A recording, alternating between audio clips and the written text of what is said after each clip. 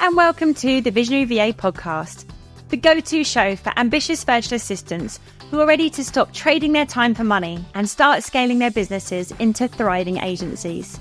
I'm Holly Copsey, founder of the award-winning agency Virtually Priceless and the Visionary VA Circle community. Each week, I'm here to bring you actionable strategies, proven systems, and mindset shifts to help you transition from a solo VA to a visionary agency owner. If you're ready to grow your business to dizzying new heights with less stress and more success, you're in the right place.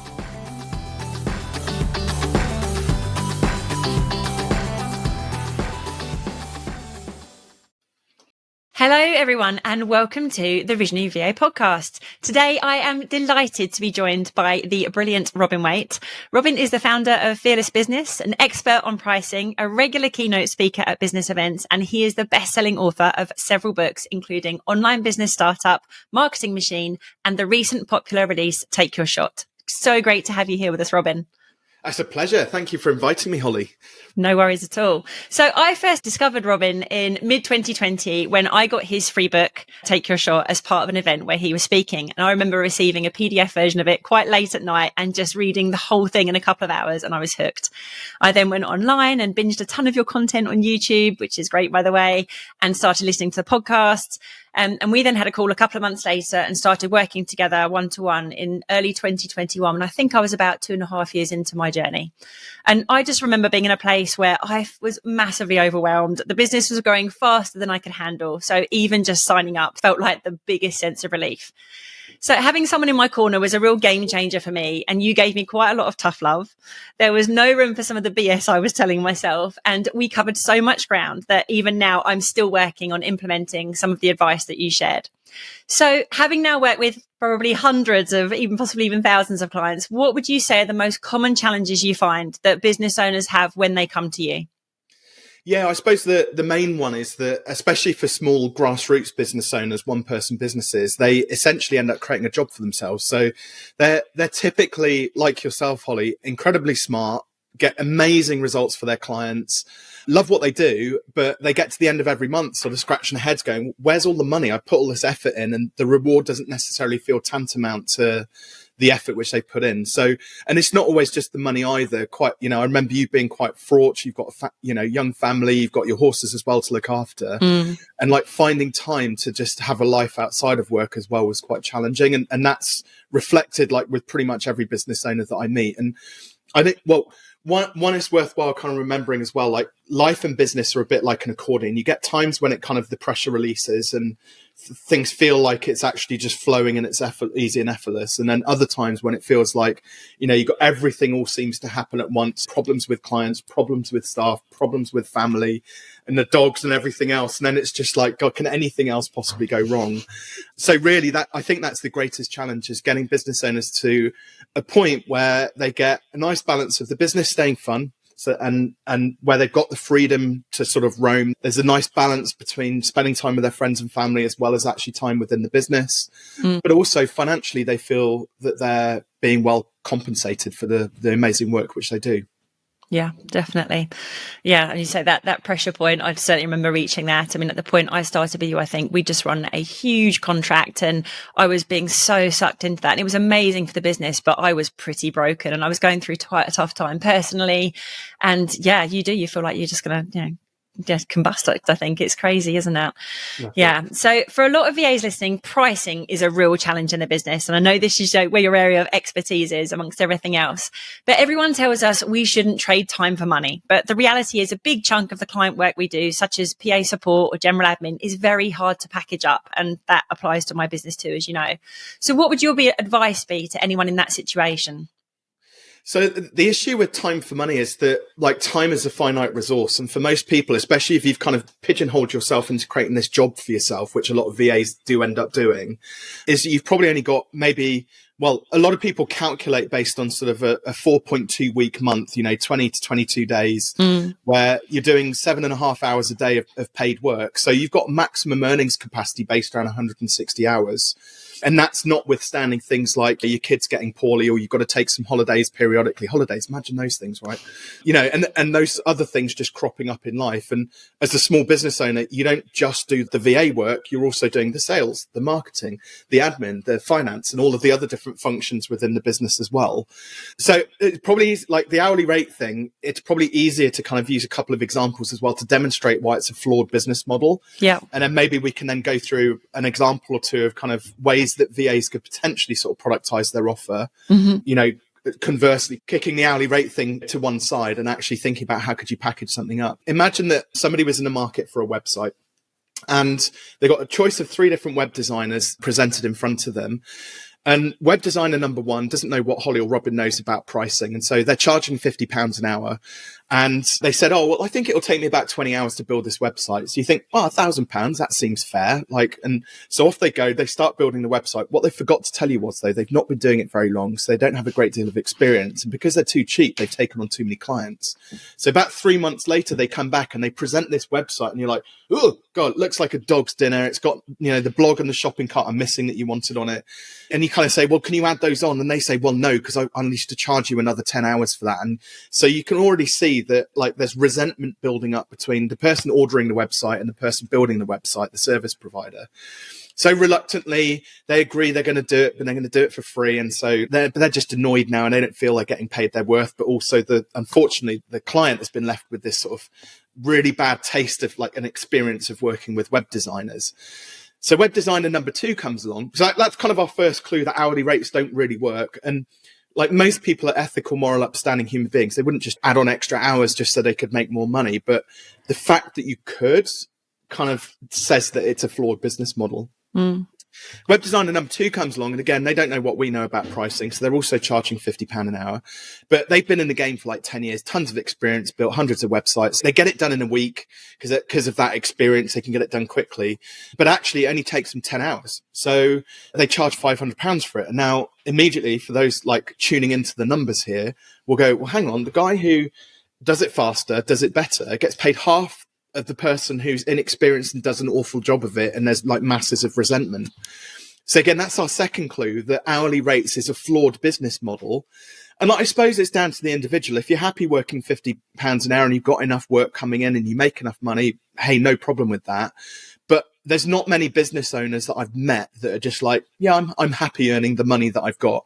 Pretty much every business owner I've met, from somebody earning £1,000 a month to tens of millions a month, they all want more. So again, there's our clue here that we want to do things slightly differently. But then third web designer comes along. She's a website ninja. She's been like doing websites for like 2 decades, ever since websites came into fruition.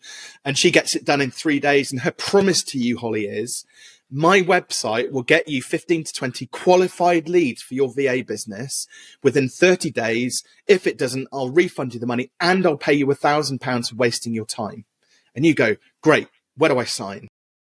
One important question, though, is how much does she charge? So she's charging 10K, but she's got this value proposition. She is so confident in her ability to deliver those results. She's backed it up with this cast iron guarantee. And the biggest difference here, it is tied to that tangible outcome or result that the client gets. What's the benefit of us working together? Not how much do you pay me for the thing that I do, but what are the results and outcomes we'll get from the thing which you do.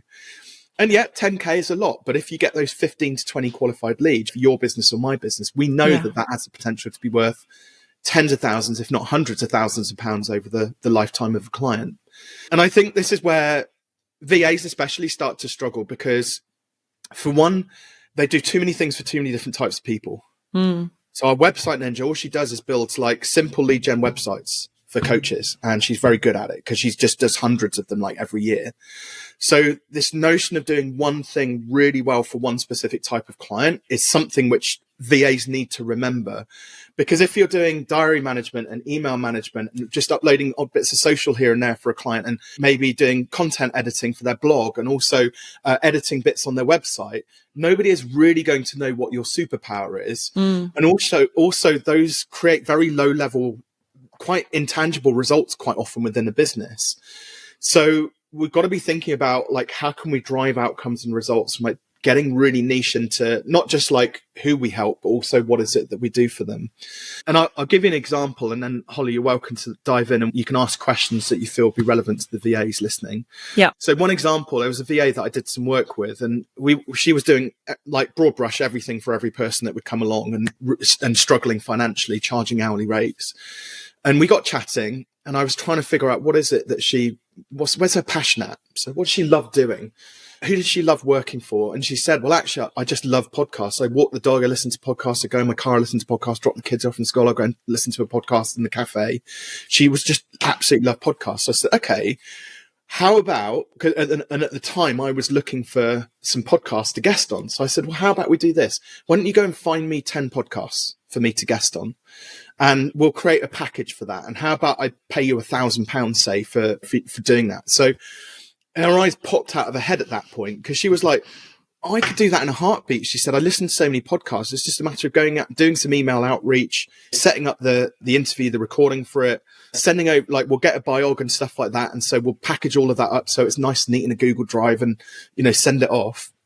So previously, where she'd been charging like £25 an hour to do her work, she could get me one of those blogs confirmed and booked within an hour. So now she's elevated her effective hourly rate. Still, everything ties back to an hourly rate, let's be fair. Yeah.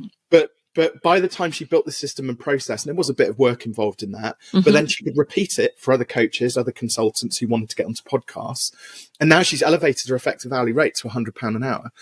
But not only that, because it was systemized and process driven, one thing really well for one specific type of client, she could teach other VAs to do it, who she would then be paying them £25 an hour to do the outreach for. So she was making a net, gross profit, on top of each hour of work that she paid a VA, £75, which then obviously paid for her wages, overheads, profit and tax and things like that as well.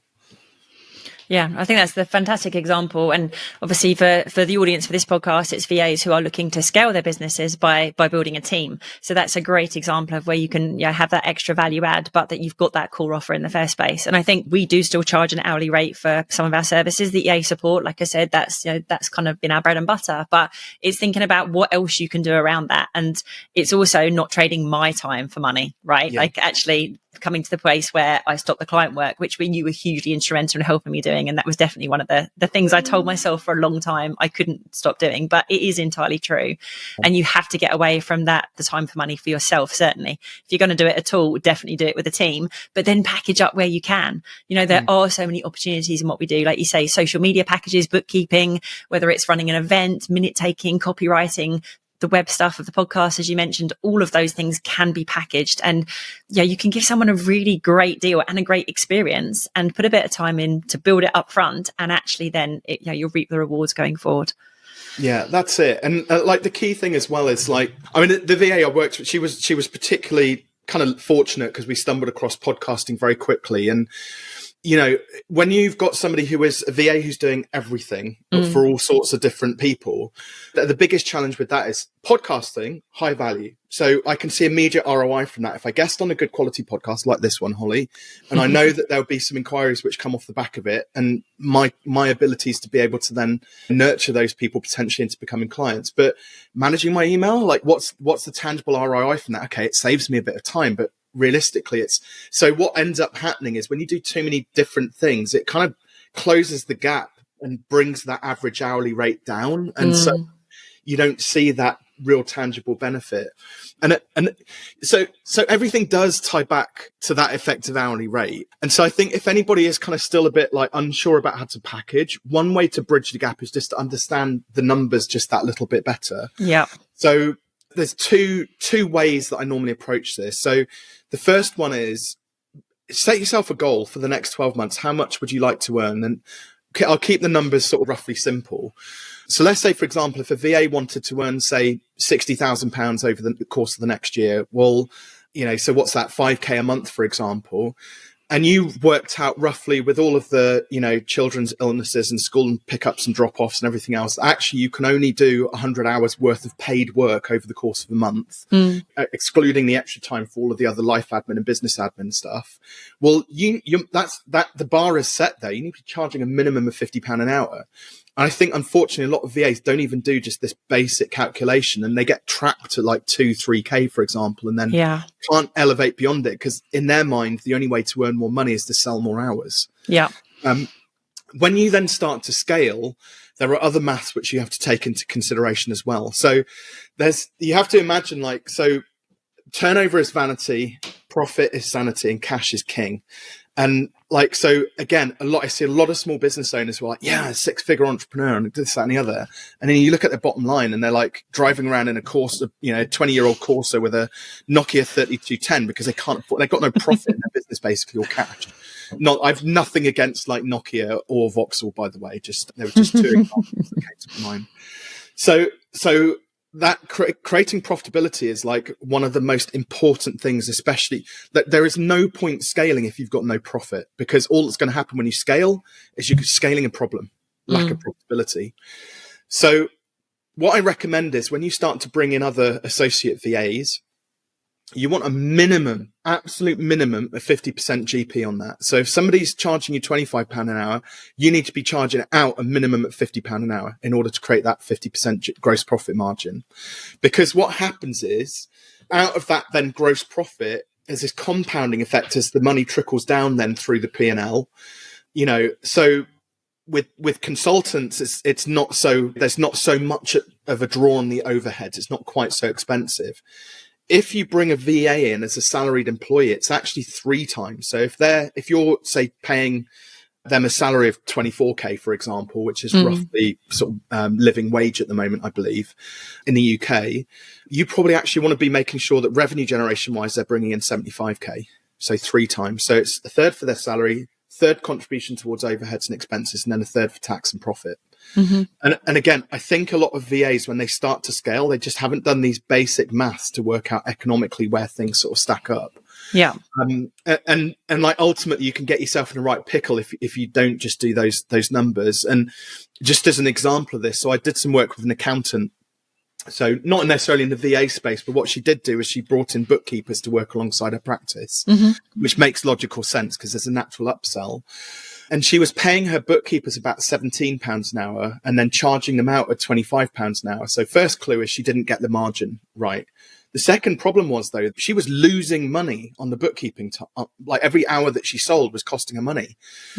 Accounting practice, though, looked really healthy. So it took a lot of unpicking to figure out where the money was getting lost.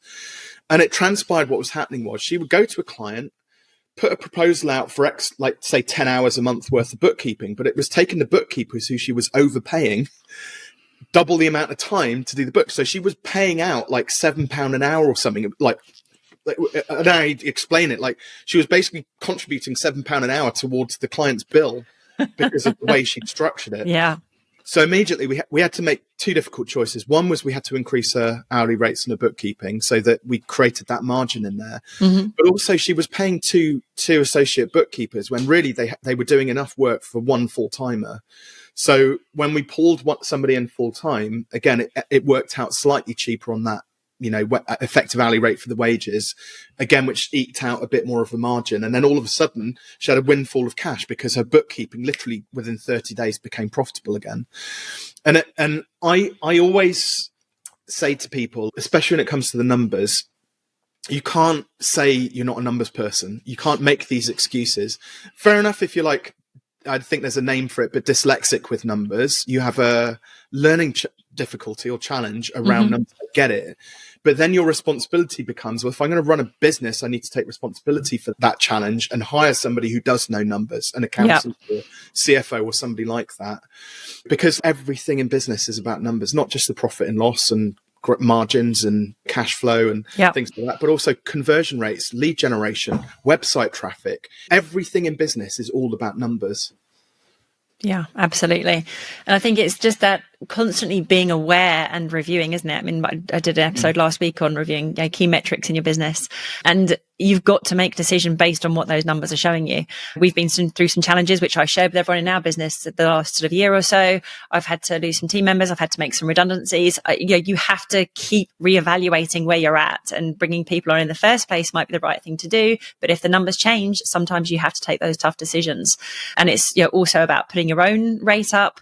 I think the VA industry in general, I would love to see people charging more. I think there's a huge disparity between the value that people can bring, the skills they've got. At the top end, I think people aren't prepared to push their rates up high enough. And it's something I really want to encourage people to do, because there's enough people at the bottom end providing really low level, quite honestly, crappy support sometimes, who are also charging the kind of industry standard minimum rate. And you need to be able to separate yourself from those people and be that kind of, Tesco finest end of the scale. And if you're going to sell your team's time out, then also if you do sell any of your time, you need to be charging a higher rate for yourself as well. I will only work on a much higher kind of consultancy rate now if I do any client work, which is very rare. But I know I have a huge amount of value to bring. I've been running my business for nearly 7 years. You bring so much expertise along with you when you've learned all these lessons, and you can really help the business owners you work with. Yeah, there's so many different options, isn't there? And it's trying to have all these things working together. It's not just one thing. It's not just put your prices up and everything's fine, or, increase your margin. It's fine. You've got to do all of these things and take a little bit extra from everywhere if you want to make it work, and keep changing it along the way. Yeah, well, one thing which I see a lot of, or biggest mistakes that VAs make is, especially when you're like undercharging, underselling yourself, is that then you see the only way to grow your practice is to enroll more clients. So you end up, and I call it the sales cycle of doom. You've heard me talk about it before. Sell, deliver, sell, deliver, sell, deliver, sell, deliver. Constantly trying to enroll new clients, and you're struggling then to service the ones you got, because the time is like, you're just rapidly going around in this circle. And the thing is, when you raise your rates, there's like, I can't give you a number or a time of when this happens or what the inflection point is.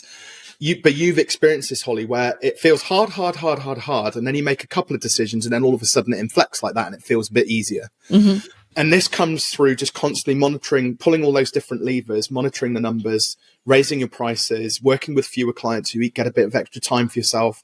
And the thing is, when you raise your prices, it's like a gravitational field. So in the sales cycle of doom, it's like you're at the center of it as a VA, and you've got these satellites like orbiting around you, the clients like super fast, right? And it's just like, it's really hard to escape that gravitational field. And eventually what happens is they just get dragged in and burn up in the upper atmosphere.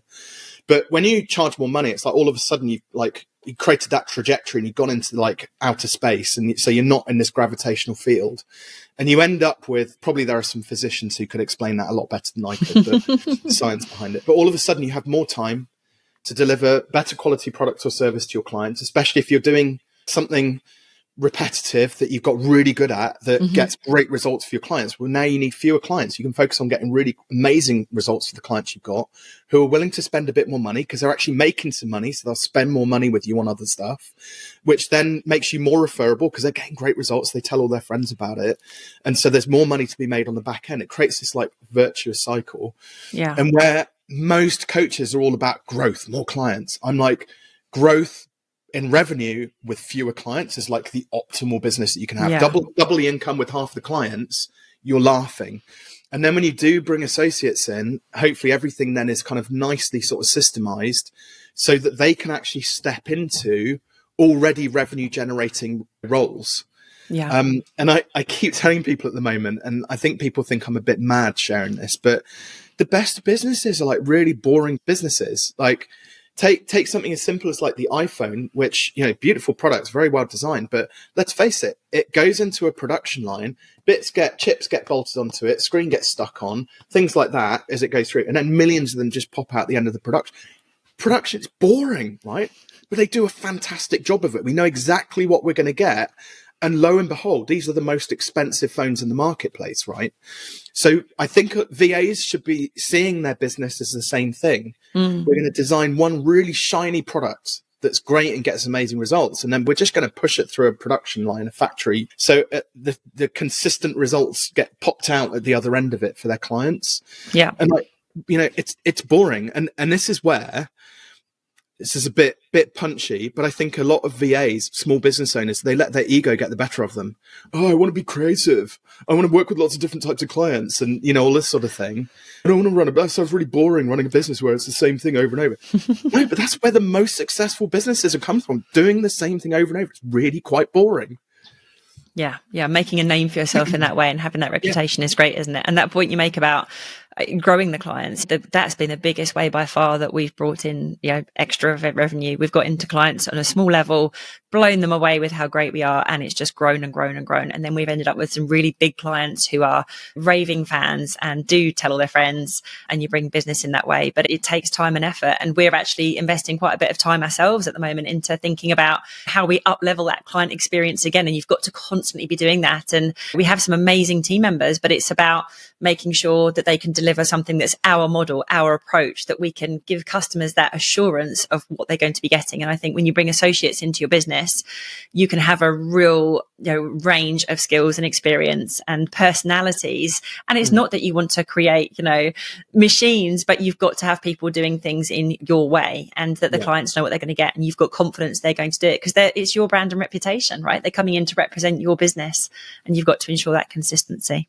Yeah, because that will be the first thing that will throw a client, is if you bring somebody in who's not on that shared mission, doesn't have the same vision and values as you, and then all of a sudden, like the client's like, well, hold on a second, we signed up with Holly, and now we've got this like stranger coming in who is completely different. So the consistency is, but the thing is as well, like those things are, I actually think that those skills are some of the hardest skills to train people, and that's why I think there's a philosophy around like the hiring process as well. Hire slow, fire fast. So again, a lot of people rush into hiring for things because it's become too, I suppose, personally challenging for them. So like managing their own admin and stuff like that. So I'll bring somebody in who can take some of the load off me, and then they give them a broad range of like, things to work on for clients that they've got little experience doing. Yeah. And actually it's far better if when it comes to the hiring process, skills can be trained, whereas personality can't be. So if you wait for the right associate to come on board who you have a very similar sort of vibe with, and they share similar visions and things like that and values to you, to me, that's far more important, because then when they start doing the job, you can then course correct them as they go, in terms of skills. And especially if you've got that repetitive sort of process going on as well, it should be easier. And a good example of this, we were talking about my content business sort of behind the scenes as well before we jumped onto this. And I got to a point, so this is a side hustle for context for everybody else, actually. I've realized that there's more people listening to this, not just Holly. So for context, during lockdown, I got this email out of the blue from somebody from a company called Fat Joe saying, hey, Rob, we'd love to, here's a piece of content. We love your blog. Could you publish it in your blog and we'll pay you for it, like 10 quid or something. And it's lockdown. Didn't know what was happening. So I thought, yep, no problem. Not going to be too proud to accept the tenner. So I did it. Took me 2 or 3 minutes to cut and paste the article. And then, a couple of hours later, I've got 10 quid in my PayPal. And I was like, well, that was easy. Anyway, it's escalated. So now it's like a 10K a month business. But it got to a point, I mean, this is like over 5 years. It's been sort of slow growth. But middle part of last year, I was doing like 5 or 6 hours on top of my coaching work to maintain this business. Good money, don't get me wrong, but I was getting a bit burnt out. So I waited until it just got way too much. And this is the concept between hire slow, fire fast. So I waited until I had enough revenue generating activity going on within my businesses before I hired somebody. Tate shows up, who's the guy who now runs that side of the business. And I had documented all of the processes to do the content. I created video tutorials as I was doing stuff and getting to a point where I was a bit broken. I was like, right, I'll switch Loom on, document the process. So when he stepped into that role, he had the instruction manual and I gave him full unfettered access. He was handling all of the content publishing, the PayPal billing, the chasing up of emails and things like that, everything that I was doing. And he picked it up within 2 weeks and he ran with it. But the key thing is he was immediately bringing money into the business. So at the time it was about approaching 6-7K a month. So it's plenty enough to pay him his salary, bit extra for overheads and expenses, plus some profit in there as well, which was nice. Yeah. And for me, it's like, it's pretty much passive now. I probably spend 2 or 3 hours a month max, like paying into that business. Amazing. Just great. And Tate just runs it and we will scale it and Tate will be in charge of that business as it grows. Yeah.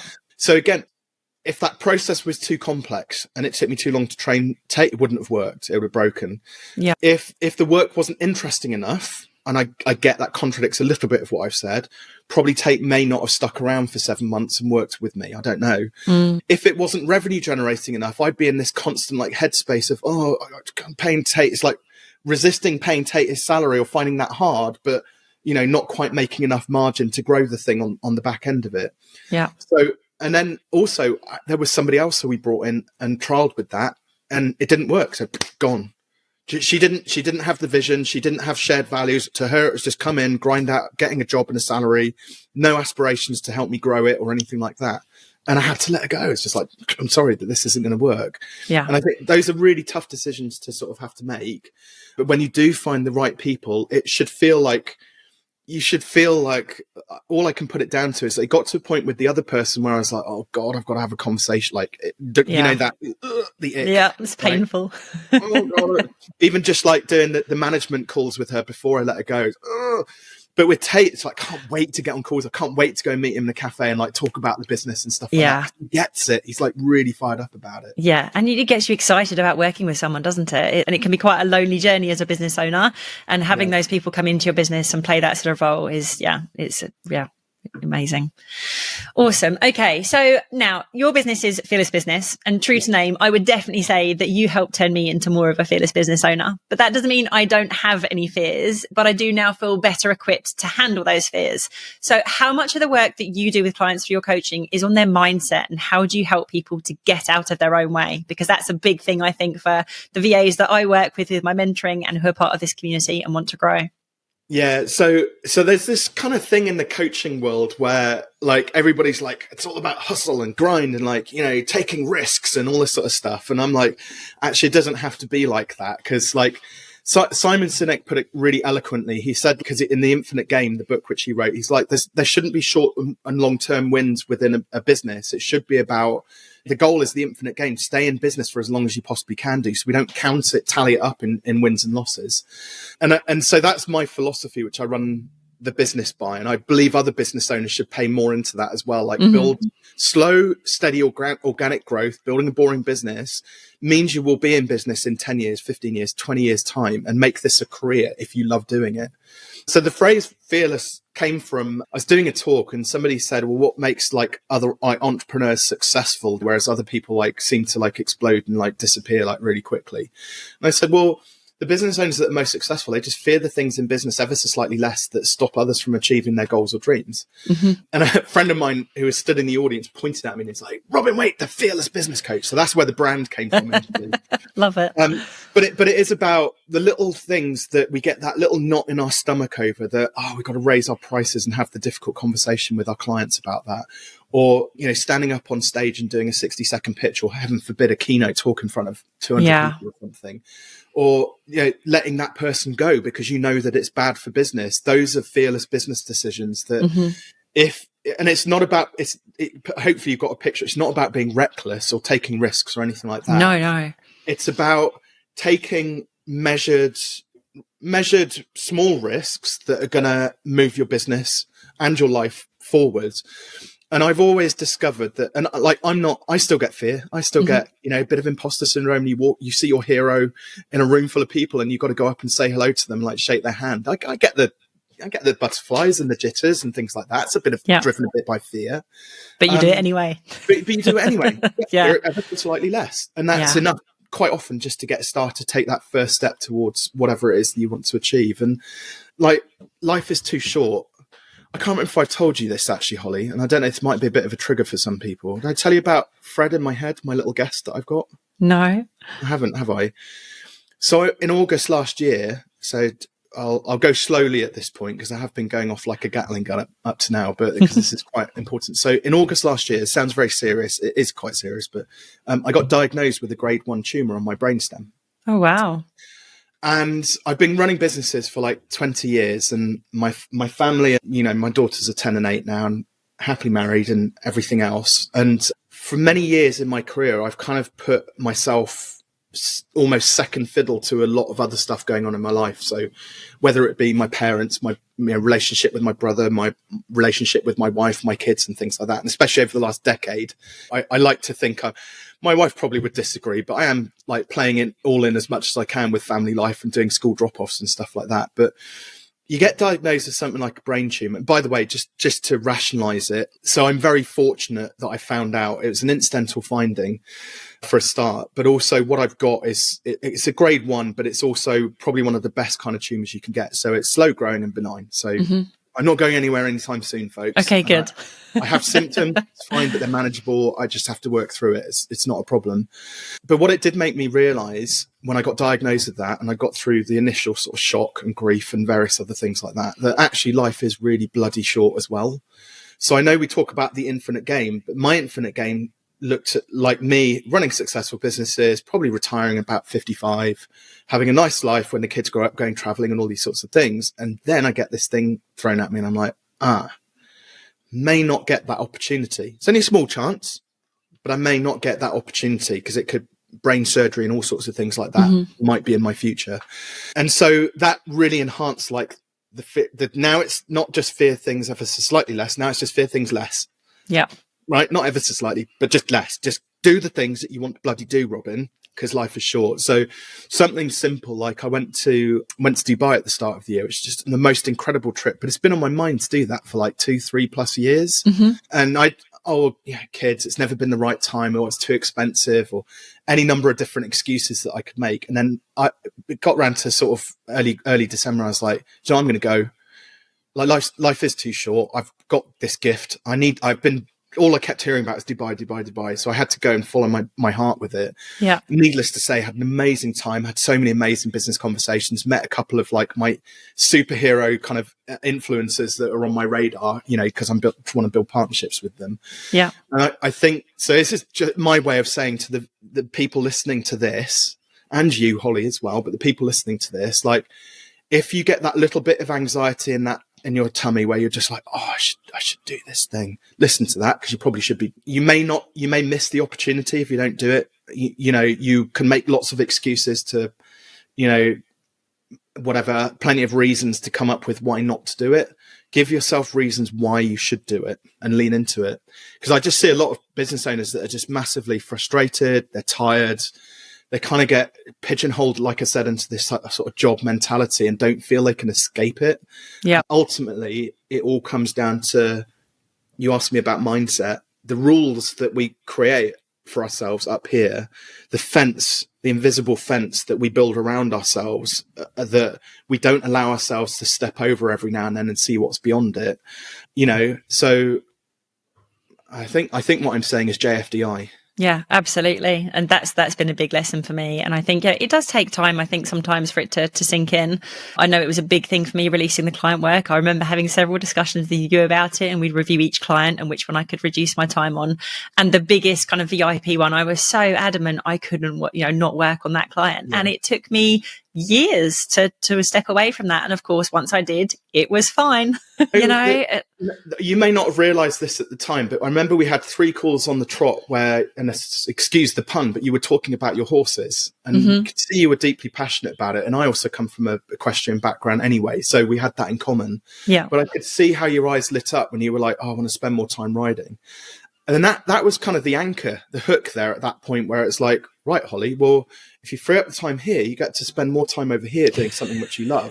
Yeah. And eventually, I remember that after like 2 or 3 months in, and when you took that first, like, it wasn't even like half a day, it was like a whole day you ended up like spending down at the stables.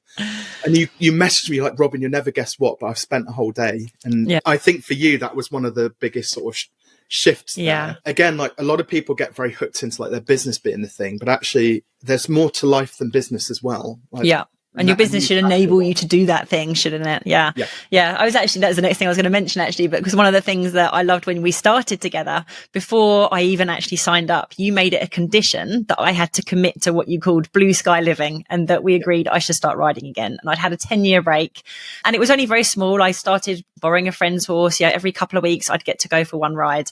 And every time we spoke, when we then started our coaching, you check in on how much riding I've been doing. Well, within a year of working together, I'd bought a horse, and both my children started riding too. So I'm holding you entirely responsible for how poor I am now, given how much time and money I spend on a ridiculous hobby. But can you share a bit more about what blue sky living is, why it's so important, and how do you spend your own blue sky time? Yeah, well, so again, a lot of business owners, they put themselves last. They plan their business and the kids, like school drops and various other things. And then they slot in a little bit of blue time around like themselves, which could be just like half an hour reading a book or something like that. And actually, if you think, if your friend was doing that, you'd be the first one to say, oh, come on, you can do, you owe yourself more than that. Yeah. So the blue time needs to go in like into your diary first, and it's non-negotiable. And the thing is, it takes, so there's also this notion of like guilt-free time off, because that's what blue time is essentially. It took me probably two to 3 years to relearn for myself how to spend guilt-free time off, how to spend that time and not feel guilty at the end of it. Yeah. And this is not great. If your blue time is like spending time with family, got no problem with that. But for me, being very heavily involved in family already, but also busy business owner, the one thing that was missing from my life was spending time with me. Yeah. So I had to be quite selfish about that time. So it started off by just making a couple of like small adaptations for me. So making sure that I was booking time off during half-term holidays and things like that, so that I could be present for the kids. Yeah, that was important. I realized though that wasn't necessarily that wasn't the thing which I was missing out on. So I stopped working Fridays. And generally speaking, I tend not to work on Fridays. There's the odd occasion where, so I like to think of it, well, if I have my Friday free from coaching and I happen to come into the office and want to write my book or something like that, it's more of that creative sort of time. Or I'll go into Chant and get my hair cut. I want to look sharp when I'm on videos and podcasts and stuff like that. Or I might book a massage up at my local spa, blessed to have plenty of those around the Cotswolds. So to go and I'm one of those people, I kind of need something booked, like organized fun for me to actually make me go and do stuff and get in the car and go out. But then once I have that, I might go and just chill out in the reception area in the hotel, not the reception, but the rooms downstairs in the hotels and stuff, just like, maybe do a bit of work or just have a coffee or just like chill out time, like whatever. Change of environment. Yeah, exactly. Yeah. So yes, it's so important. Book it in first. And then, so we got the regular stuff within your week where you want to have some guilt-free time off yourself. Because we have kids, like holidays are important. So at the start of every year, I literally, here it is, I'll show you, walk planner of when half terms and holidays are. I don't work in August now. So I do my regular group coaching session just to keep the cadence of that. But I don't do any sales calls or client enrollments in August. I always have 2 to 3 weeks off now over December and the new year.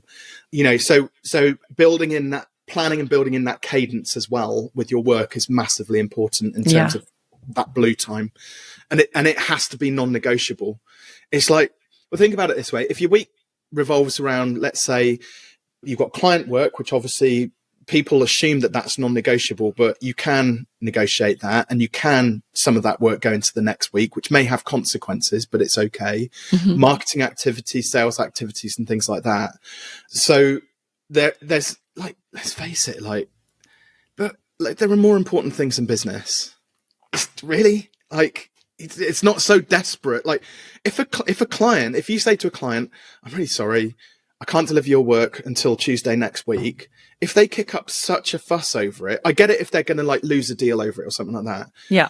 If they kick up such a fuss over it, for me, that would be a red flag. If they can't allow a service provider to, work around their schedule, that's a problem for me. Marketing activities can always wait. Sales calls can always wait as well. Again, if you're like desperate for like somebody to say yes, a new client to come on board, well, rewind and listen to the first 30 minutes of this interview and get your pricing sorted out. The goal is like fewer clients, not more. Okay, so sales calls can get bumped down the road. So plan in the blue time, and if you reach a point where you're burning out, like again, you can push through that and get burnt out, or you can go, do you know what, that's a sign I just need to stop, and the world won't end. Take a week off, your business will still be there. Yeah, I think there was a book you gave me, I think, when I was part of your group, that gave some great advice. And one of the lines in it was really impactful for me. And it said, the only way to get off the hamster wheel is to get off the hamster wheel. And I really remember that so clearly. And it's so true, right? Only you can change it. You have the power to change things. You just have to be brave enough to step off that wheel and actually do things differently. And there are some changes you can make overnight. You can say, I've had enough. I'm done. I'm going to make this happen. But it takes you to to decide. You know, you can lead a horse to water, but you can't make it drink, right? And all you can do is give someone the right advice, but you've got to make that decision for yourself. So I think that's really important for people to think about. Absolutely. Awesome. Thank you so much. Well, what are your, finally, just to finish, I guess, what are your top 3 tips that you'd give our listeners to become fearless business owners as they grow their businesses and start building their own teams? So the first one is, without a shadow of a doubt, productize your offer. So as in, like, what's the outcome which you deliver for your clients? How can you deliver that over a clearly defined period of time and for a fixed fee? So package up your offer so it's really clear about what the one thing is you do for one specific like type of audience. Second thing is you can then price that accordingly so that economically it works for your business. So if you mentioned, Holly, doing a review, right? And I recommend doing that monthly if you can't do that quarterly. But if your prices are £1,000 for your package and you're still not making enough profit or money in your business, well, maybe it just needs to go up to 1,500 quid. And like, who makes up these stupid dumb rules that you can only put your prices up on January the 1st and maybe by 5 or 10%, right? What a load of bullshit. I'll say it. So you can put your prices up like a dozen times a year if you want to, you know, but get really clear on the package, put your prices up. And then thirdly, just if you get that little knot in your stomach of the thing that you want to do it. Because that's a good sign that, like, out of everything that I've ever done that has ended up turning out well, there has always been a little bit of tension there. I've always felt, or some cases, a lot of tension. Yeah. So lean into that and like do the thing. Absolutely. Yeah, I couldn't agree more. Oh, well, thank you so much. I've enjoyed the conversation so much. And I know that you've shared some insights which everyone will find hugely valuable. I know you've also very kindly given us a link for listeners to obtain a free copy of your book, Take Your Shot. So I'll add that to the show notes. It's been an absolute pleasure. Thank you so much for joining us. Likewise, Holly. Thank you.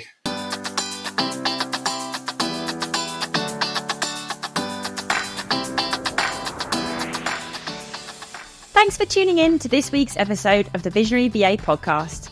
I hope you're walking away with fresh ideas and inspiration to scale your VA business. Don't forget to check out our free mini course on building solid business foundations, perfect for setting your VA agency up for success without the overwhelm. You'll find the link in the show notes. If you enjoyed the show, please don't forget to subscribe, like, and leave a review. See you next week.